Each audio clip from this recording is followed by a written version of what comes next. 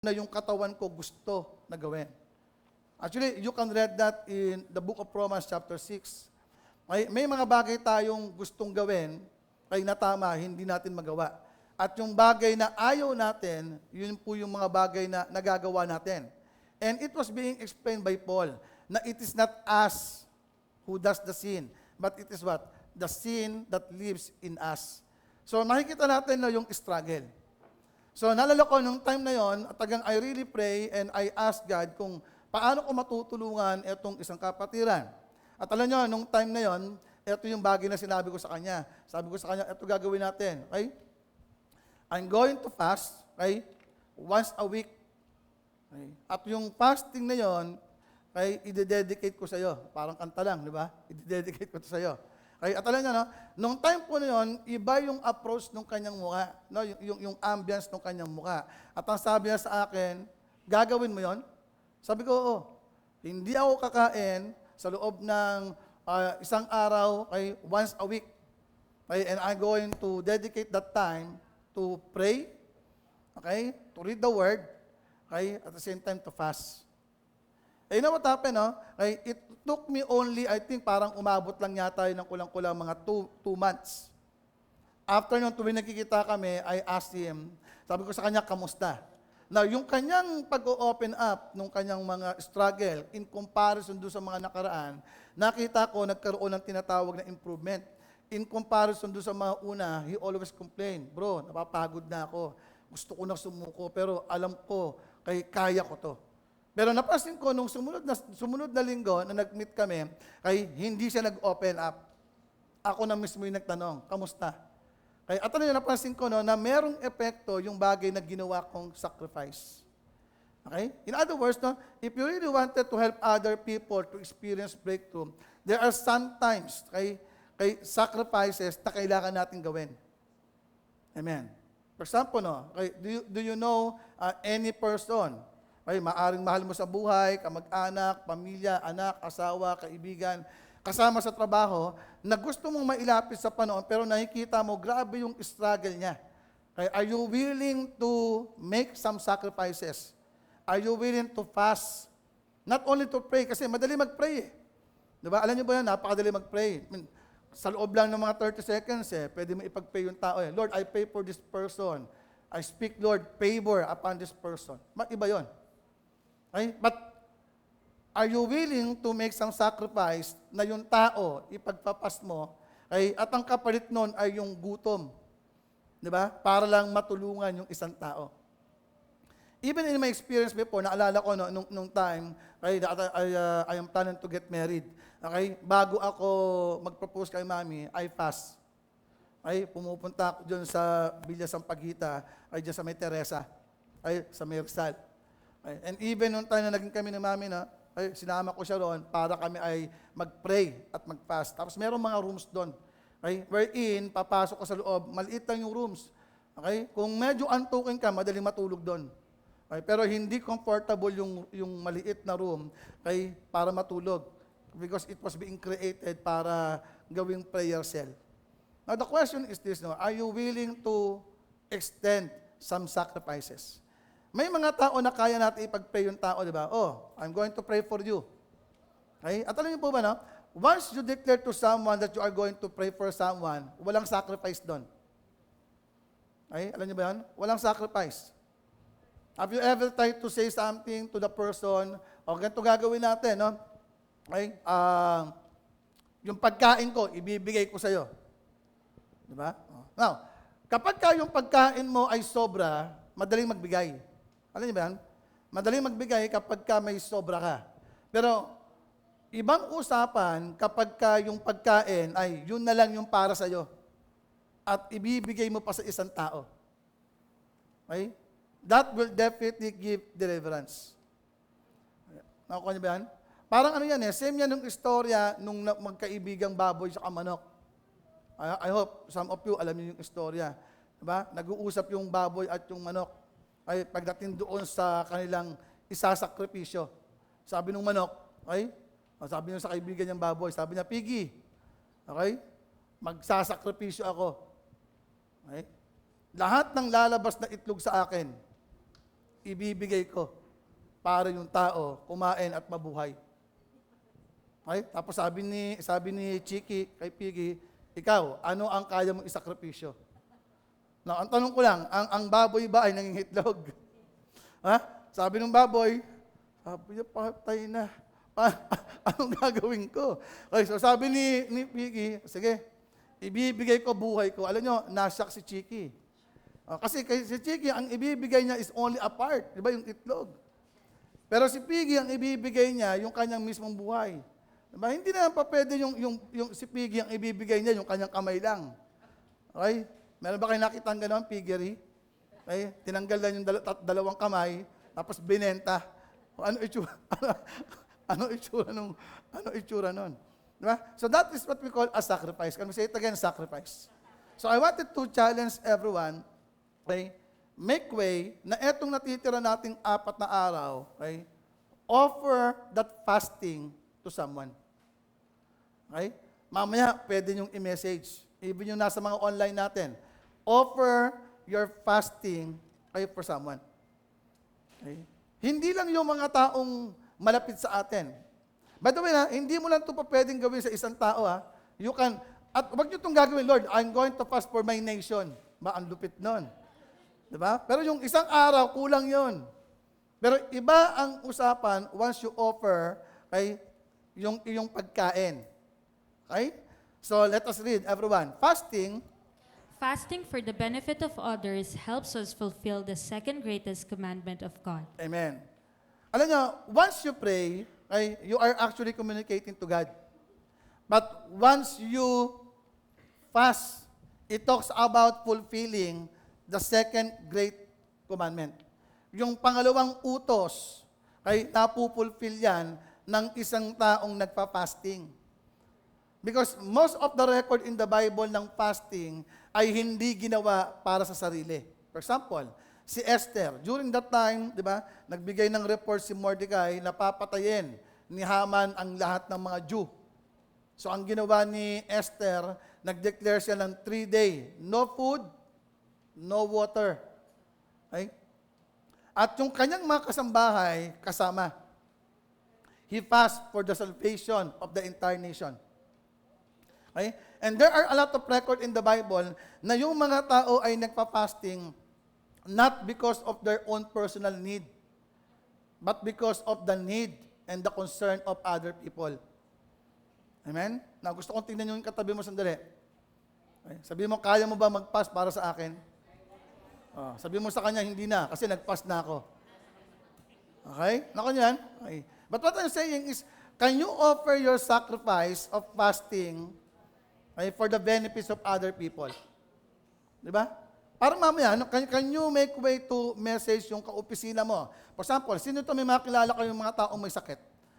What would happen if you're going to message that person? Sasabihin mo sa kanyang, alam mo, hindi lang kita pinagpapray. Kasi tandaan ito, ang prayer madali. You can pray for 30 seconds for healing. Diba? Kunyari, Sister Carlo, sasabihin sa kanyang kaopisina, alam mo, pinagpray kita eh. Pero pag tinanong ka, gaano katagal mo ka pinagpray? 30 seconds. Ano sinabi mo? Lord, I speak healing for her. Pag chinek nyo nga yun, 3 seconds lang eh. Pero pag pinagpas mo yung isang tao, hindi yan segundo. Hindi yan minuto. Oras yan. Okay? And sometimes, it takes days. So what kind of fasting yung gusto ng Lord na ginagawa ng bawat isa? It is written in the book of Isaiah. Can everyone read? This is the kind of fasting I want. Free those who are wrongly imprisoned, lighten the burden of those who work for you. Let the oppressed go free, and remove the chains that bind people. Share your food with the hungry, and give shelter to the homeless. Give clothes to those who need them, and do not hide from relatives who need your help. Amen. Naka-online pa ba tayo? Bakit ako hindi ako makakonect? Nagbago yung link. Alam nung mga naka-online.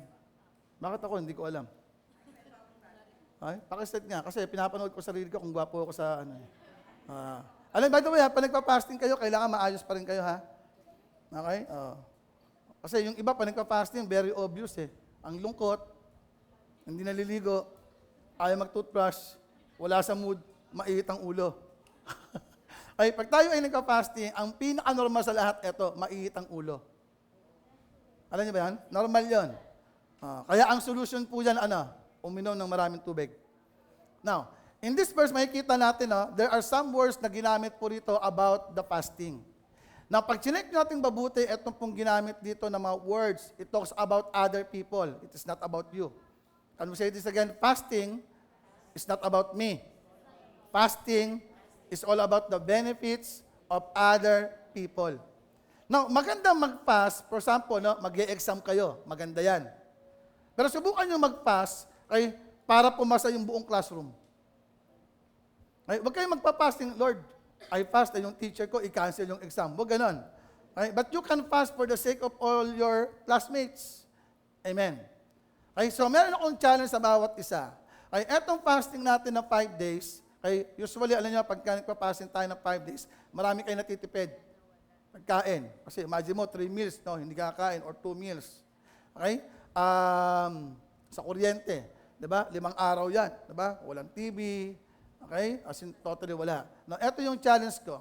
Make way na yung matitipid nyo is buy food that you can offer to someone. Yung yung mga less fortunate. Can you do that? For example, sa lugar nyo, i-check nyo mamaya, baka meron kayong mga kapitbahay na mga nanlilimos. Specifically, parang nandun siya. Diba? Yung talagang hindi able.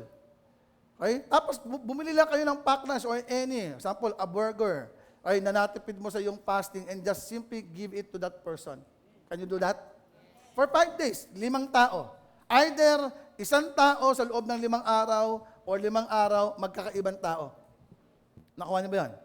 For example, kunyari, si Lennon, kunyari, ang budget niya sa pagkain niya ay nakapokus siya palagi, kunyari, mahilig ka mag-spaghetti. Diba? Or anything. For example, taho. You make way to offer it to someone. Because dito makikita natin that once you share the things that you have, you are actually fulfilling the second greatest commandment. Yung pagkain na ating kinakain, tandaan nyo, yan ay pang benefit natin. But once you offer it to other people, ibang usapan yan. Now, I'm not saying na kasi bukas, baka mamaya, magpakain kayo sa opisina. Kaya naman nila. Dito kasi ang binabanggit dito ay pagtulong doon sa mga taong talagang hindi nila kaya. Nakukuha niyo ba yan? Okay? So maganda, i-check natin. Sample, Sister Carol, sa lugar mo, baka meron mga bata ro naman ng lilimos. Diba? Yung 5 days, ang laking tulong nun sa kanila. Kasi yung mga pagkain, hindi naman lahat natitikman yan. Okay, let us read, everyone. Mark chapter 2. Then they came to him, bringing a paralytic carried before men. And when they could not come near him because of the crowd, they uncovered the roof where he was. So when they had broken through, they let down the bed on which the paralytic was lying. When Jesus saw their faith, he said to the paralytic, "Son, your sins are forgiven." Amen. Now, think about this verse. Ito yung istorya, diba? Alam nyo, yung binutas yung bubong. Now, the good thing, katulad nung ating binasa kanina, hindi yung victim ang nag-fasting. Hindi yung tatay ang kinausap para mag-fast. Okay? Anong ginawa nila? Okay. Sila mismo yung gumawa ng sacrifice to help other people. Okay? That's why sabi ng Bible dito, when Jesus saw their faith, it is not the faith of the specific person, but it is the faith of his friend. Amen. Make way, to reach out to other people.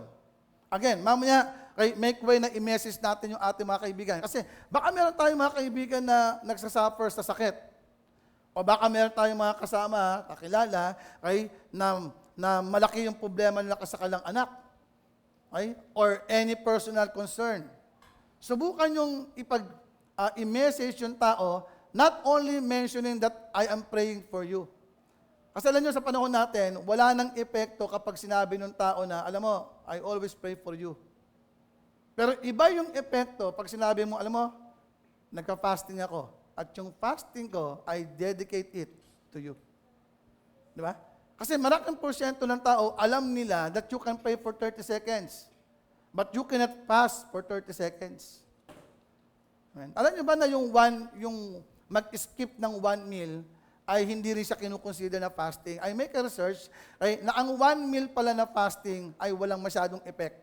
Kasi may mga tao na sanay na hindi kumakain. For example, may nag-message sa akin, Daddy, okay lang ba yung ang breakfast ko lahat morning? Sabi ko, yung breakfast, yun mismo, hindi ako kakain doon. So tinanong ko siya, yung bang breakfast, regularly kumakain ka? Sabi niya, hindi. Sabi ko, hindi pa pwede. Kasi may mga tao na hindi talaga sila nagbe-breakfast. Di ba? Yung mga tao na sanay na silang kumakain ng lunch at dinner. Sabi ko, hindi. Ang gawin mo ito, i-fast mo yung breakfast at i-fast mo, ituloy mo doon saan? Sa lunch. Nakuha niyo ba? Kasi may mga tao na gano'n ang gagawin lang. Sige, magpa-fasting ako. Etong breakfast, wala namang epekto yon. Amen. Okay? So we are going to talk about helping others grow through intentional discipleship. Once you have the intention of helping other people, you need to understand that there are some sacrifices na kailangan natin gawin. Don't just simply invite them. Don't just simply tell them na alam mo, I always pray for you. Make way, na every Wednesday that we are going to fast, you dedicate it for someone. You tell specifically to that person, alam mo, nagpa-fasting ako para sa iyo. Pag tinanong ka, bakit? I wanted you to know Christ. Gusto kong makapasok ka sa kaharian ng Diyos. Okay? So you don't just simply pray for that person, but you make way to make some sacrifices. Now, last month, pinag-usapan natin yung tinatawag nating parable of the sower. So this time, pag-uusapan natin to, at ano ang relationship nito, again, doon sa ating fasting, at the same time, doon sa ating Passover na pinag-uusapan. Okay? So, number 1, you still remember, the resistant. Can you pray for the resistant? Now, sino ba itong mga resistant na to? Okay? Pakibasa na lahat. Seed that fell on the footpath represent those who hear the message, only to have the devil come and take it away from their hearts and prevent them from believing and being saved. Amen. Alam niyo ba kung anong klaseng receiver ng word etong tao na to? Ito yung tao ng in-invite mo, nasira mo ng word of God, excited. Okay. Ang problema, paglabas na dito sa lugar, si Satan will do everything to snatch the word. Sino ito na try nyo na meron kayong in-invite, grabe excited, yung tipong masayang-masaya. Tinanggap niya take note the word, sabi ng Bible, seed that fell on the footpath represent those who hear the message. So talagang pinakinggan nila. Ang problem, only to have the devil come and take it away from their hearts and prevent them from believing and being saved. So imagine natin na meron pala mga ganong klase ng tao na in-invite mo, excited siya, nakinig na sa ita ng Lord. Ang problema, pag alis dun sa lugar, si Satan gumawa agad ng paraan para nakawin yung Satan ng Diyos. And some of you will be disappointed. Di ba, minsan nadidisappoint kayo, pambihira naman, ang tagal ko naman itong pinag-pray. Nasubukan na ba niyan? Ang tagal ko na itong pinag-pray. Umatin na wala pa. Now, this time, we are not going only to pray for them, but we are going to fast for them. Amen? Especially Sister Caro, di ba? Marami itong hinahakot ng mga estudyante. Maganda na i-mention nyo. Sabihin nyo, class, lahat kayo na a-attend na, I'm going to fast, para sa inyong pag-attend. Pero huwag ka mag-a-fast na Sunday, ha? Wednesday lang tayo. Okay? Ano ang reason? It's for them to hear it. Alam nyo, I also find out lately, kapag tayo pala ay nagpe-pray, ang demonyo, hindi pala threat sa kanya yon. Walang epekto kay Satan kapag nalaman niyang nagpe-pray yung mga believer. Kasi nga, there is no sacrifice. But once a person decided to fast, it threatens the devil. Iba yung epekto. Diba? Katulad daw ito nung bagay na ginawa ni Jesus offering His life. Amen? It is the same thing na ginawa ni Piggy. Na ang binibigay niya para may makain yung tao, kailangan niyang ibigay yung buhay niya. Samantalang si Chiki, ang kailangan lang niyang ibigay, yung spare, ilang piraso ng itlog, buhay pa siya. By the way, sa tingin niyo, sino ang tunay na bayani? Yung manok o yung baboy? Di ba? Mas sikat yung isa. Okay? The sacrifice na ginawa ni Jesus brings life for every one of us. Amen? And what will be the greatest encouragement na pwede nating ibigay doon sa mga taong inilalapit natin sa Panginoon? 1 Peter chapter 1, the Bible says, "For you have been born again." So any person na naidala natin dito, nakalapit sa Panginoon, dapat ito ginagamit natin itong encouragement. Again, I want everyone to write it down. Okay? And this specific verse, ibigay natin doon sa mga unang umaaten. For example, bago sila lumabas dito sa campus. Okay? Kunyari, meron ka na-invite, Sister Carol. Okay, estudyante mo, bago lumabas, i-gather mo. At sabihin mo sa kanya, student, you listen carefully. 1 Peter chapter 1:23. The Bible says, "For you have been born again." Paano raw po ito? Okay? Because it comes from the eternal living Word of God. So, hindi sila na-born again kasi umatin sila.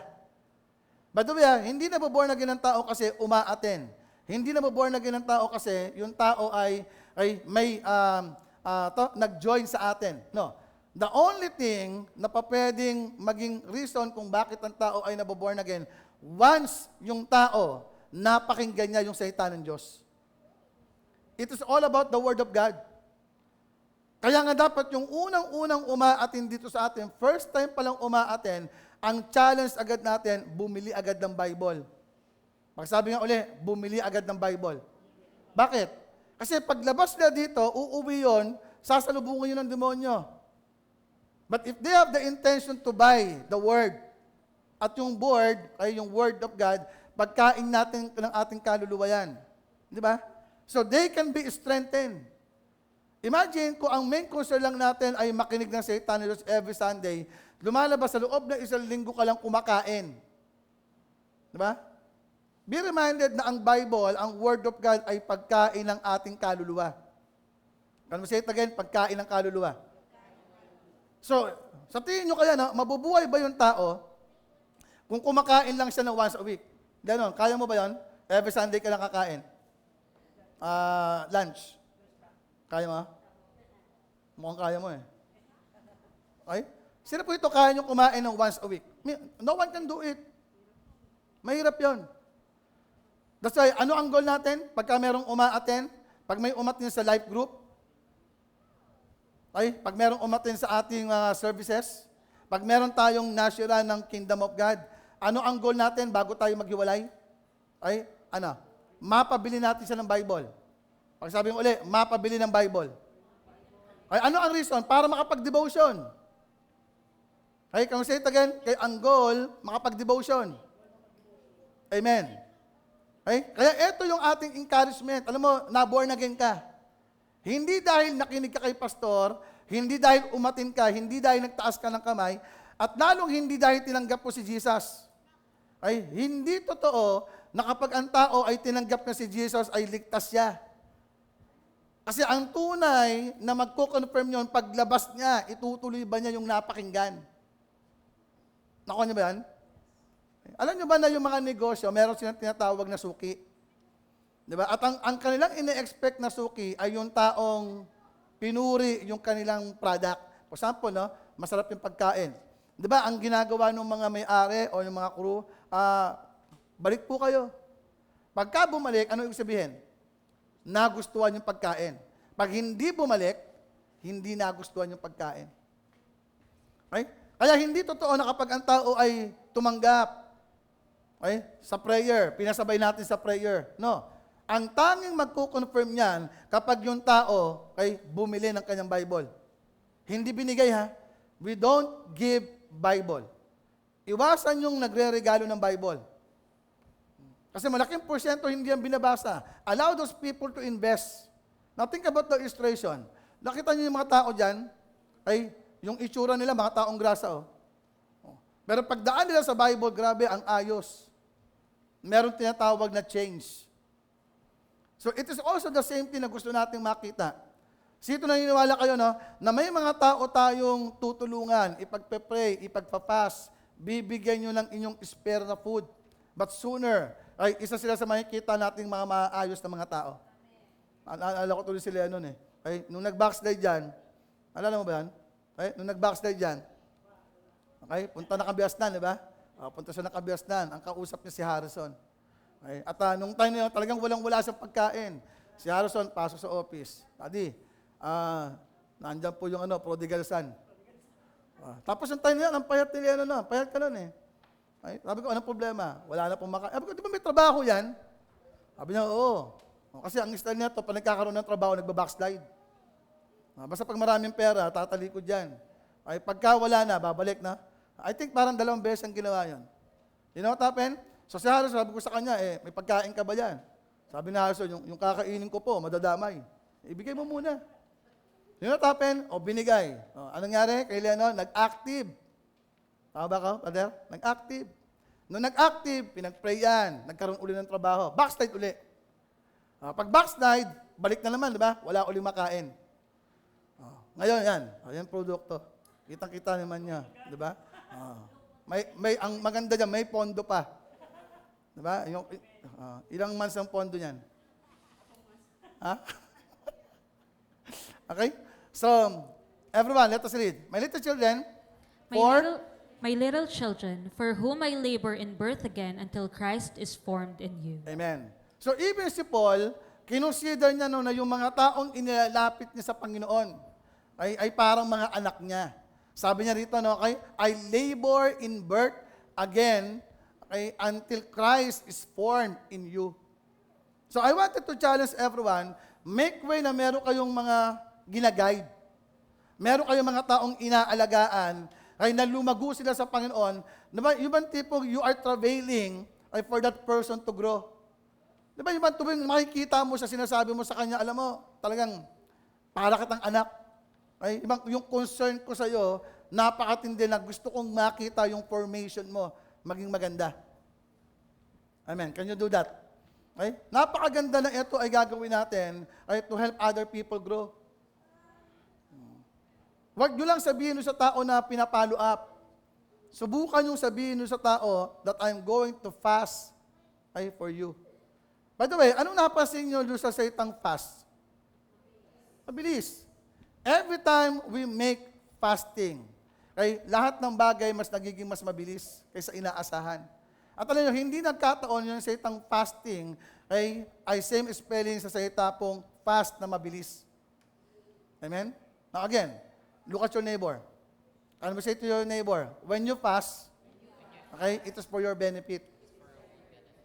Yung mga tao, natutulungan natin, pero ito yung reality, nagbabounce back yan sa atin. Amen. Another thing, pakibasa na lahat. Being transformed into the same image from glory to glory, just as by the Spirit of the Lord. Amen? So, we are expecting something na yung mga taong inilalapit natin sa Panginoon, once we encourage them to go to the process, magkakaroon sila ng tinatawag na transformation. From glory to glory to glory. Diba? Some people na makasama natin dito, hindi naman lahat yan ay nagpatuloy agad. Katulad nito si May, kababalik lang yan. Diba? Ilang taon ka na ba sa Lord? Yung lahat-lahat, yung totoo. 16. Pero yung totoo, 3 years pa lang yan. Diba? Buti na lang, hindi ito binibitiwan. Diba? Kaya dapat pag-payback ka. Sino ang gusto mong i-message mamaya para yung fasting, sabi mo, para sa'yo to. Naka-water fast ka ba? Kaya mo yun. Baka mag-water fast ka, mamaya tulog ka na. Galatians chapter 4, verse 19. Again, everyone, my little children. My little children, for whom I labor in birth again until Christ is formed in you. Amen. Now, this is my question for everyone. Willing ba kayo na humanap ng mga tao that you are willing to sacrifice some of your time, effort, strength, para lang matulungan tong tao na lumago? At alam nyo, iba ang epekto once you fast for that person. Don't just fast for your own personal need, but make way to fast for a specific person. Sabihin nyo sa kanya. Amen? Kasi eto, iba talaga ang epekto nito. Now, the disciples' fast is a fast to break bondage and besetting sin. Now, ano ba itong besetting sin? Besetting sins are habitual sin that enslave people. Maraming mga tinatawag na besetting sin. Ayan yung mga bagay na gustong bitiwan ng tao pero hindi niya magawa kasi nga grabe yung kapit. For example, vices. Diba? Ang vices, hindi yan madaling bitiwan. Pero in my experience, alala ko nung ako ay na-born again, isang araw lang totally, lahat ng what we call that, bisyo ko, tanggal. Isang araw lang yan. March 20 ako nakakilala, March 21 totally stop. Right? As in talagang totally lahat.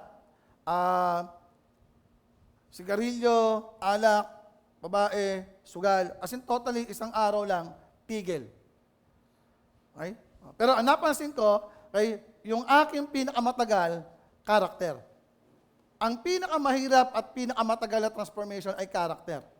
By the way, okay, matagal yan hanggang sa bumalik ka si Jesus. Kaya kahit anong gawin nyo, no, hindi ka magiging perfect in front of people. But in front of God, you are considered perfect. Amen? Parang mag-asawa lang yan. Ay, matagal na kami mag-asawa ni Mami. Marami pa rin kami mga bagay na pinagtatalunan. Same issue. Kaya nung unang araw na kinasal kami hanggang ngayon. Ay, ang tanong, ayoko bang mabago doon sa part na yun? Gusto ko. Kaya lang, may mga bagay na kahit anong gawin mo, talagang hindi talaga siya mawawala basta-basta. Unless someone offered a sacrifice of fast. Subukan niyong ipag-fasting yung nanay at tatay niyo. Kapatid, asawa, anak, kapitbahay. Okay? And I tell you, no, makakita tayo ng progress sa kanilang buhay. Again, this kind of thing na binigay sa atin ng Lord ay tinatawag po natin yang the solution. Can we say it again? The solution. Ano yung pinakamagandang solution? Not only to pray, but to fast. Again, kung babalikan natin yung story ni Esther, during the time na uubusin at papatayin ni Haman, lahat ng mga Jew during their time. Okay? Hindi niya sinabing doon sa kanyang, by the way, pinsan niya po yun, si Mordecai. Hindi niya sinabing, sige, I'm going to pray. No. Ang sabi niya, ito, no? Okay, hindi niya sinabing, I'm going to intercede.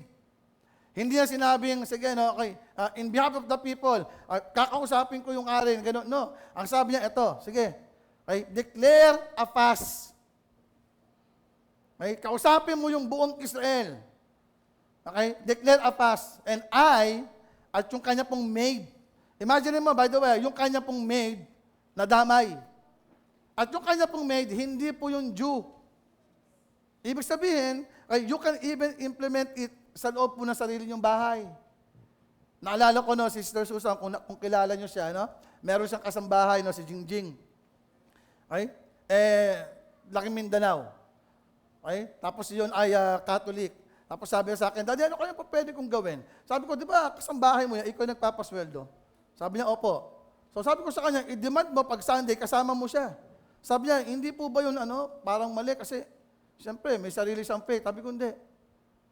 Okay? Kasi ikaw yung boss, di ba? You can declare it. At alam nyo, nakakilala yon. Amen? There are some people na papwede silang sumuko at makakilala sa Panginoon. Kaya lang kailangan nilang makita, are you willing to sacrifice? Amen? Again, look at your neighbor. Sabi mo, willing ka bang mag-sacrifice? Another thing, everyone, when you enter the disciples' fast, you are wrestling for control of your life. By controlling what you eat, you determine deep inside that you will control your life for God's purpose. Amen. So pag tayo ay nagpa-fasting, isa sa pinakamaganda dito, no, you begin to control your life. Diba? At gusto ko makita nyo, no, during ng fasting, ito yung kailangan nyo makita. Okay? Pag tayo ay nagpa-fasting, yung totoo, hindi kayo nagugutom. Kasi malinaw ang Bible na during ng fasting, walang taong magugutom. Si Jesus ay nagutom after. So pag tayo ay nagpa-fasting, yung totoo, hindi tayo gutom. Ang problem, sanay kasi tayong kumakain. Nakanyan? Tinamuhan katabi mo. Sabi mo, mas matakaw ka, mas maghahanap ka. Kaya makita nyo, yung mga taong matatakaw, hindi sila kumakain kasi gutom. Trip lang talaga nilang kumain. Nakuha niyo ba yan? Nakita na ba kayo ng taong naubos na yung isang, ang tawag doon? Yung tasty na buo, humahanap pa uli. Ang tawag doon, glutton. And that is a spirit.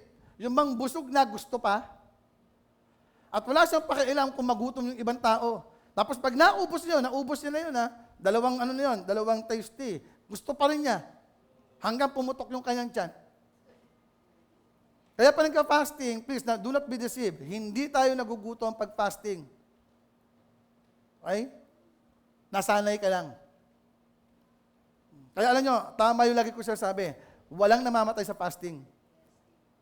Marami akong kilalang tao, inubos yung laman ng bakery, patay. Pero yung sabihin yung, kasi kung ang pagkagutom ay nakamamatay, sana yung mga pulubi sa kalsada patay na yan. Nakita ba ang mga pulubi? Hindi sila kumakain ng on time. Alam mo ba yun, May? Di ba? Hindi sila kumakain ng on time. May pan-drugs pa nga eh. Di ba? Tulog lang. Gising ulit kinabukasan. Kaya hindi namamatay ang pagkagutom. As long as may tubig. Amen? Tingnan nyo yung katabi mo. Sabi mo, pag nag-fasting ka, huwag ka matakot. Matakot ka pag kain ka ng kain. Doon ka matitigok. Okay? Are you getting me? Now, this time, pag-usapan natin itong mga verses that will prove kung gaano ka-importante yung pagtulong sa ibang tao. Halimbawa, Job chapter 42 verse 10.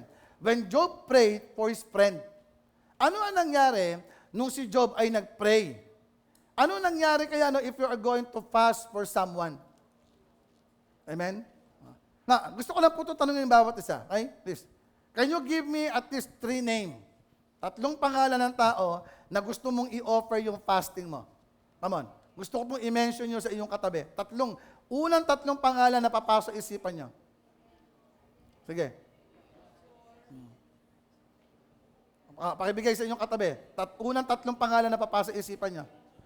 Even yung mga nasa online, please write down sa ating comment section. Unang 3 pangalan na may isip nyo. I'm going to fast for this person. Now, eto yung tanong. Ano ang kaso ng tao? Dapat alam nyo yung kaso ng tao. Alam mo, pinagpapay kita. Bakit? Kasi hanggang ngayon, single ka pa rin eh.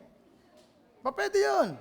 You just simply need to understand ano yung concern ng tao so you can pray for that person. Are you getting me? Okay? Now, look at me. Tingnan sa harapan. Ano ang nangyari kay Job when he prayed for his friend?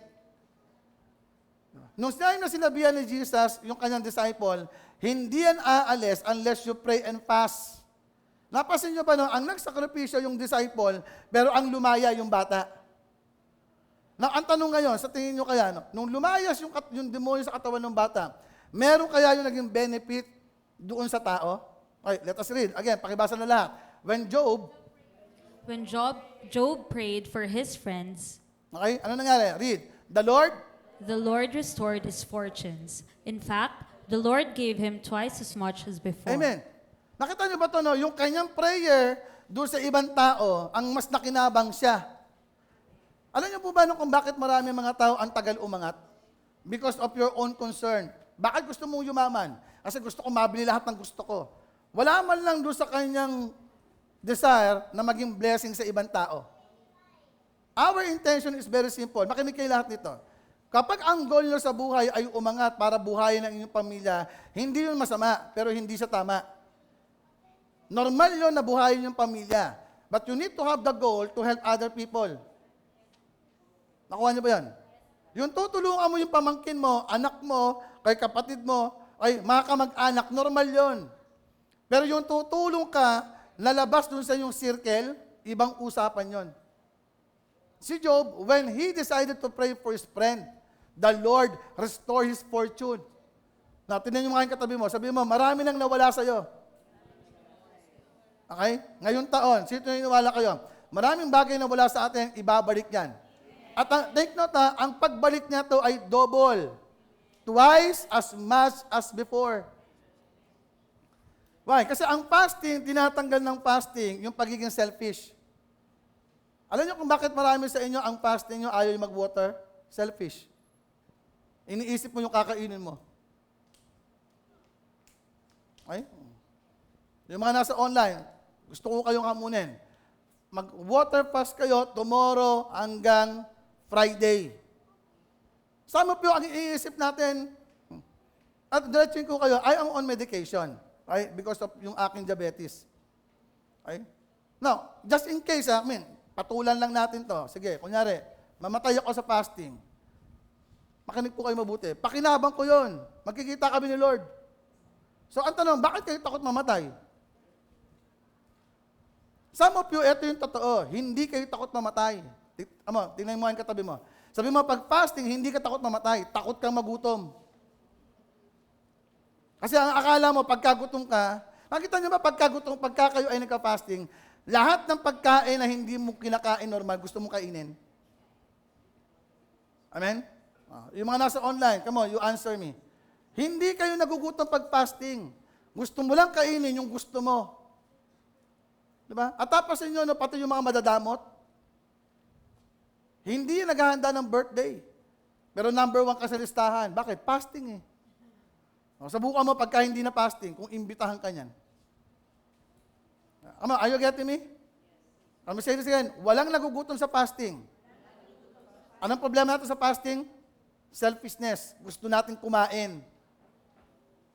Hindi dahil gutom ka. Wala lang, gusto mo lang kumain.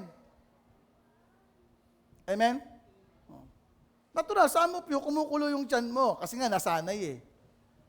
But understand this very carefully, na etong bagay na ginagawa natin will help, number 1, it will help you. Amen? Alam niyo ba na kapag tayo ay nagpa-fasting, nagkakaroon ng tinatawag na healing process sa katawan natin? Di ba? For example, Lenon, pagka hindi ka kumain ng 5 araw, fasting water ka lang, yung belt bag mo, ay ikukonsume yan ng sarili mong katawan. Alam niyo ba yan? Alam niyo ba kahit sa kayo magpunta, ang pinakamabilis na magpaliit ng tiyan ay hindi exercise. Okay? Kundi magbawas ng pagkain. Either fasting or diet. Diba? Kasi pagka kayo ay nag-exercise, pinifirm lang niya yung muscle. Humanap kayo ng maraming taong, ilang taon na nag-exercise. Maniwala kayo, pinifirm lang. But fasting is different. Right? Read, everyone. When you control your physical appetite, you strengthen your spiritual appetite. You make a freeing choice to be delivered and to help others be delivered. Amen? So napapansin nyo, no? It helps other people. So hindi lang to para sa ating concern. Amen? So balikan natin yung istorya nung kanina. Ang napoposes yung bata. Yung tatay, hindi sa sinabihan ni Jesus na mag-pray and fast. Ang kinausap yung disciple. Bakit? Kasi yung disciple, ang merong desire na tumulong. Alam nyo, kung nakita ng Lord na yung tatay, meron siyang desire na tulungan yung kanyang anak, maniwala kayo, ang kakausapin ni Jesus na mag-fasting yung tatay. Ibig sabihin, hindi ganun kalaki yung passion niya. Mas malaki pa yung passion ng mga disciple. Kasi you need to check kamusta yung inyong passion. For example, nagka-fasting ako, hindi para pumayat. Amen? Don't just simply fast for the sake na meron kayong gustong makuha. But make way to fast to offer it to other people. Amen? Okay? You offer it to other people. Fast, okay, repeatedly until you see other experience breakthrough in life. Again, binigyan niyo ba yung 3 pangalan ng tao? Yes. Now, sino to willing kayo every Wednesday ipagpapast mo? Sabihin niyo. Sabihin mo, alam mo, hindi ako titigil hanggat hindi ko nakikita lumalago ka. You offer it. Kaya nung umaga, natuwa ko, merong nag-message sa akin na, pangalan na, Mario? Okay. Actually, pamilya sa akin yung mukha niya eh. Tapos sabi niya sa akin, nabit ko na before, sa Malate. Okay. Kasama nila Loy sa trabaho. At ano yung kanina, nag-send sa akin ng devotion, tapos nag-chat kami. Matagal na, mga 2 hours. Aba. Kasi ang tagal na mag-reply, ang tagal ko rin mag-reply. Kaya inabot ng 2 hours. Okay? Tapos ano yung nakakatuwa, yung kanyang desire to do the devotion, okay, ang galing. You don't just give up to people. Actually, matagal na yan. So, Lord, pag binilang mo, ilang taon na yun? Na walang, 2005. Minus, ilang taon na? 19 years. At imagine niyo si Lord, hindi niya give up yung tao. Imagine, ako yan, some of us, pag ayaw na, bahala ka sa buhay mo. Samantalang yung tao, by the way, sino ang nag-connect, siya o ikaw? Ikaw. Oh. Di ba? You don't just give up people. May mga tao sa mundo, makasama natin na nakakainis. Diba? Ang dami. May mga kinaiinisan nga ako dito eh. Kung sinuko ko yan, wala na. Yung isa dyan, nakasalamin pa nga eh. Oo. Oh. Sabi niya, yung binigay niyo na nakaraan, sabi niya, 10 days, no? Sabi, 5 days lang, panis na. Ay, at sabi ko kay kasi dami kong inaaral eh. Alam niyo ba, pag ako ay nag-aaral, gugutom ako. Ay, kasi siyempre yung utak eh. Sabi ko, mami, may binigay si pakicheck nga. Excited ako eh. Sabi ko, kahit yun lang, papapaking ko na lang. Pagbukas ni mami, inamag na. Ang problema, nagka-countdown na yung fasting. Mineses ko. Sabi mo 10 days. Ang sarap ipako sa krus eh, no? Tapos ano yung sagot niya? Katutusin, may araw pa, may araw pa. Kasi hindi, may araw pa yun eh. Ano yung sabi? Daddy, malapit na kasi fasting. Alam mo, kung gusto talaga, magbibigay eh. Kilala mo ba yan? Kilala mo? Hindi, kilala ni May yung kaibigan niya yan eh. Kayo best friend niya. Ang pangalan, Maiden. Job chapter 42 verse 8, everyone. My servant Job will pray for you, and I will accept his prayer on your behalf. Amen. So again, now, sino rito you are willing to pray for someone? You pray and you fast.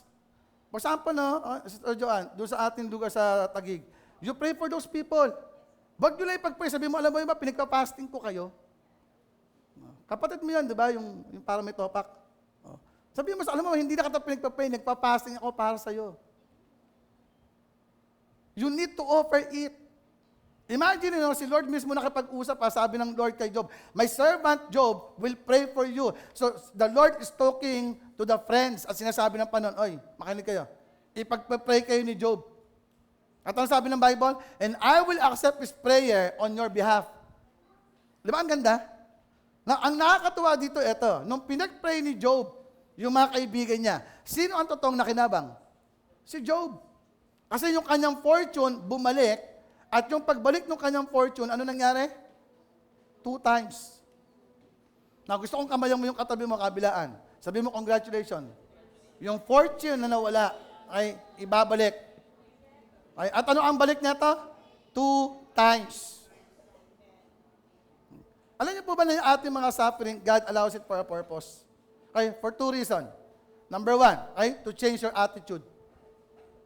And number 2, to change other. Hindi pa pwedeng to change others.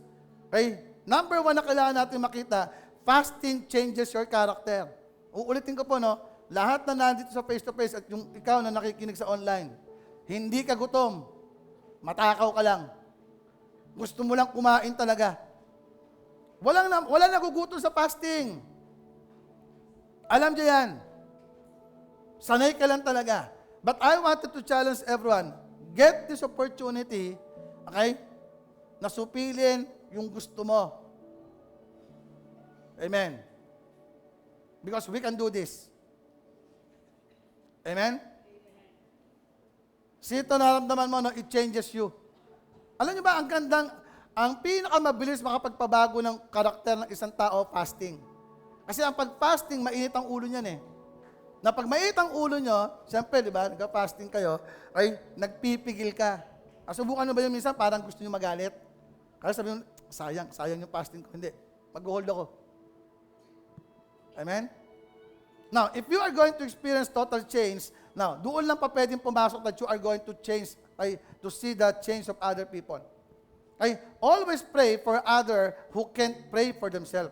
Because other prayed for you when you could. Yung time na hindi mo kaya, doon ang Lord nagpapadala. Kaya alam niyo, tama itong sinasabi sa Proverbs. The Bible says, the generous will prosper. And be reminded that when we talk about generosity, it is not about money. When we talk about generosity, it talks about the condition of someone's heart. Yung willing ka magbigay. Kaya ang pagbibigay, hindi lang yung pera, oras, panahon. Kaya nga mahaba yung chat namin. Sabi niya, salamat po sa time. Okay? Kasi iba yung oras natin sa Pilipinas, iba yung oras sa Canada yon. So doon, ano yon? Gabi na. Okay? Ako, pagkakausap mo ko, pag hindi ka nagpaalam, hindi ako titigil. Amen? And the Bible says that those who refresh others will also be what? Refresh. So hanggat nagpapalakas kayo ng iba, hindi ka pa pwedeng manghina. Amen? Ulitin ko. Hanggat nagpapalakas tayo ng iba, hindi ka manghihina. That's why the best way para makita natin na masecure natin yung ating buhay is always to help other people. Amen? So ano po yung ating pong faith challenge for these 5 days? Is to guide someone to go to the process to grow spiritually through discipleship. Amen? Now, sino po ito excited kayo na mag-guide kayo ng mga bago? Okay? If you can bring someone kasama sa trabaho, okay? Estudyante, kapitbahay, have the intention not only to invite the person, but to help the person to go to the process. Can we say this again? Go to the process. Okay, pakibasa yung quotation natin. By learning, you will teach. By teaching, you will learn. Amen. Mas mabilis tayong matuto pagka tumutulong tayo. Someone asked me before, okay? Kasi I got born again at the age of 19. So ang tanong sa akin, napakasimple. Okay? Bakit ang bata ko noon at mabilis yung aking growth? Simple lang. Okay? Kasi I have the goal to help other people. If you have the goal to help other people, tandaan niyo po to, ang taong mapagbigay, hindi ka mawawalan. Now, don't just give to your loved ones. Ang tunay na pagbibigay, yung labas doon sa tinatawag nating circle. Diba? If you are going to pray for your parents, iba yun. But if you're going to pray doon sa kapitbahay nyo, iba yun. Amen? That's why yung 3 list of name na binanggit natin kanina, mamaya, this is my chance for everyone. Message the person. Mention to that person, alam mo, ay, under fasting kami ng 5 days. By the way, huwag nyo na isumbat. Ano ba, nagpapakagutom ako para sa'yo? Don't do that. Just simply say, I pray and I fast for you. Amen? And last, list again 3 names. Okay, lahat na nasa online, ito, list again another 3 names. Okay? Just simply ask them kung meron ba silang prayer concern. Then include them. So lahat ng ipagpapray po natin ay 6 na tao. 3 tao na alam mong kailangan niya, at 3 tao na hindi mo alam at ngayon mo palang tatanungin kasi baka meron siyang concern. Amen? Okay? Tayo lahat. Because today is a Passover sa Israel, and this is their great opportunity para sila ay mag-celebrate ng kabutihan ng Panginoon. We are going to partake also for this great opportunity sa ating pong communion. Amen? So be sure lahat na meron. Nasabihan ba yung mga nasa online? Na mag-prepare ng sarili ng communion? By the way, yung communion ng mga nasa online, baka mamaya isang pandesal yan. Okay? Kapiranggot lang.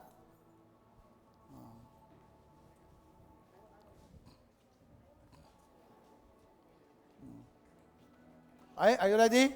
Okay, pakibasa po na lahat.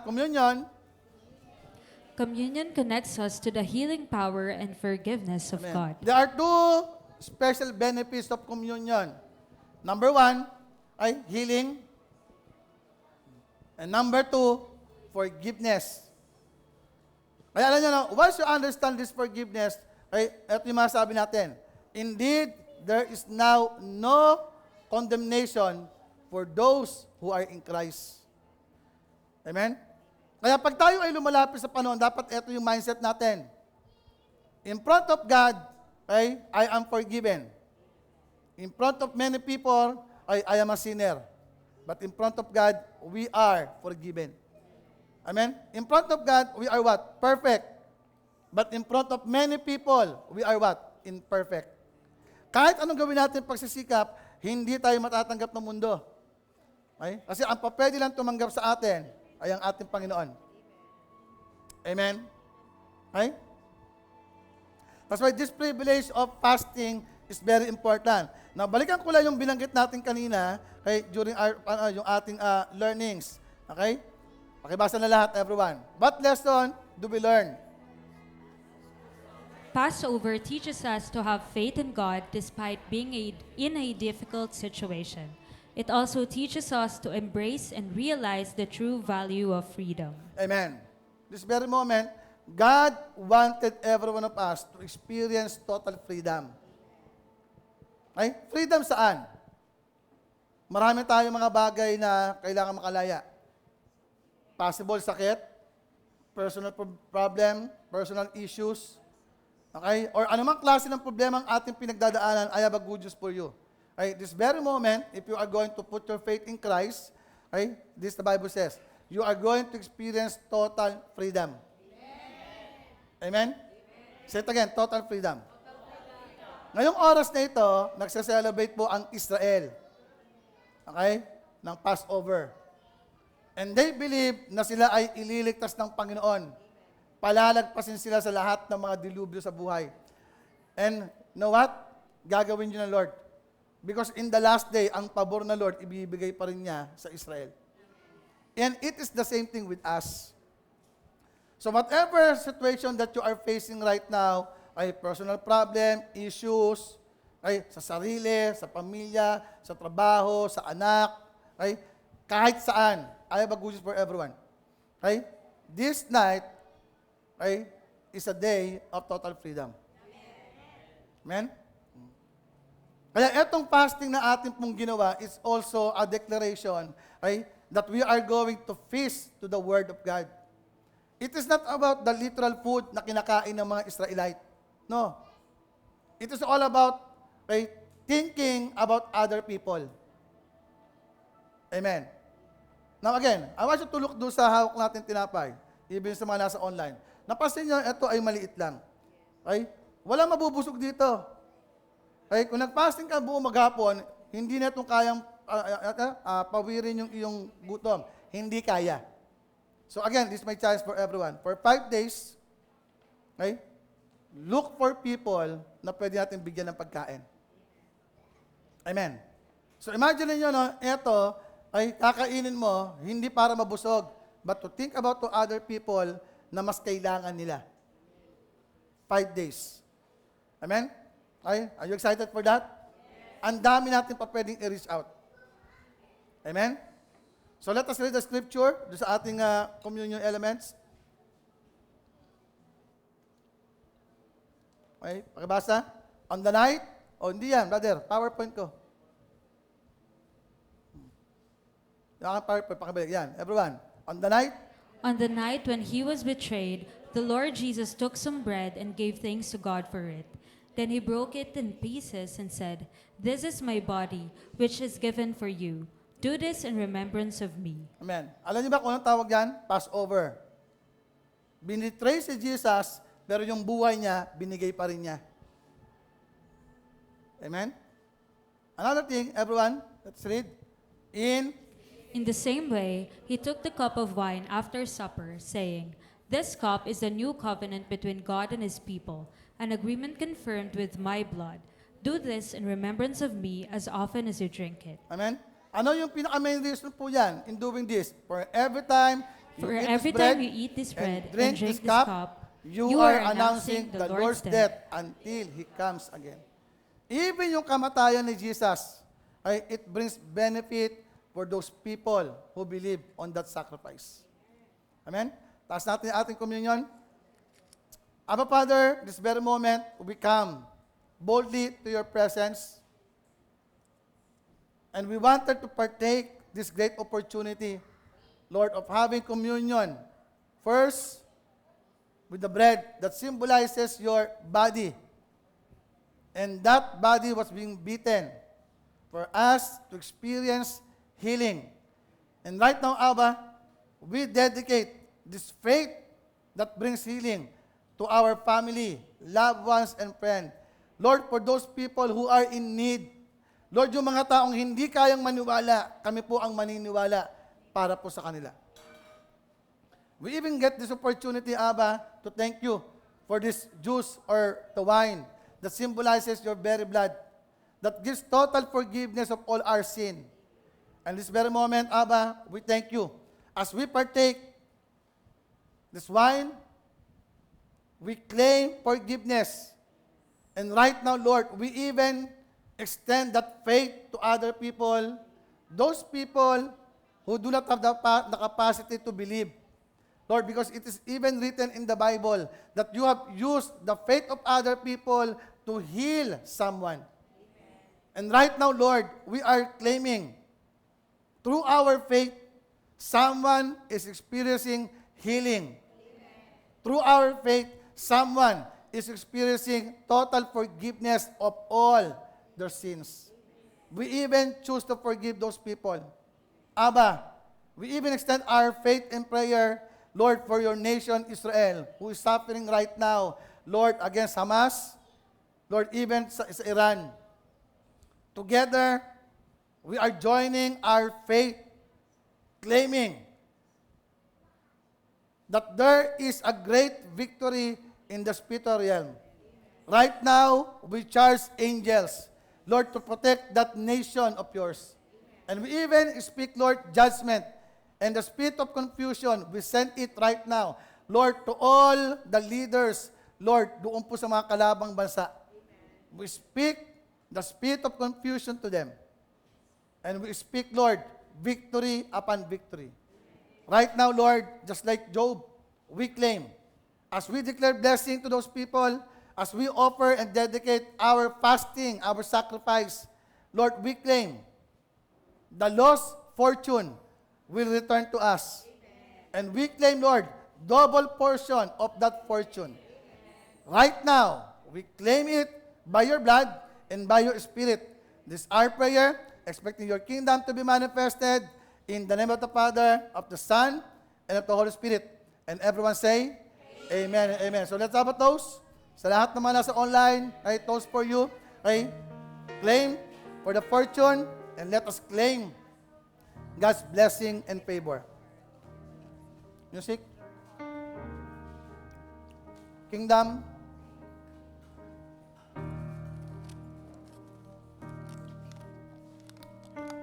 We will be expecting everyone tomorrow.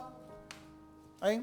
But before that, let us raise up our hands and let us declare God's kingdom over our life, God's kingdom over the life of those people, God's kingdom for Israel, and God's kingdom for this great nation of ours.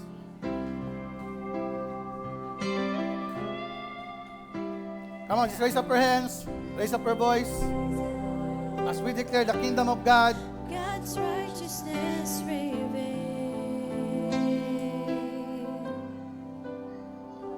The Son of Man, the Son of God. Come on, church, raise up your voice. Kingdom come. Jesus, redemption sacrifice.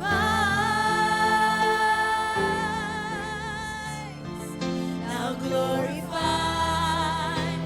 now justified, His kingdom come.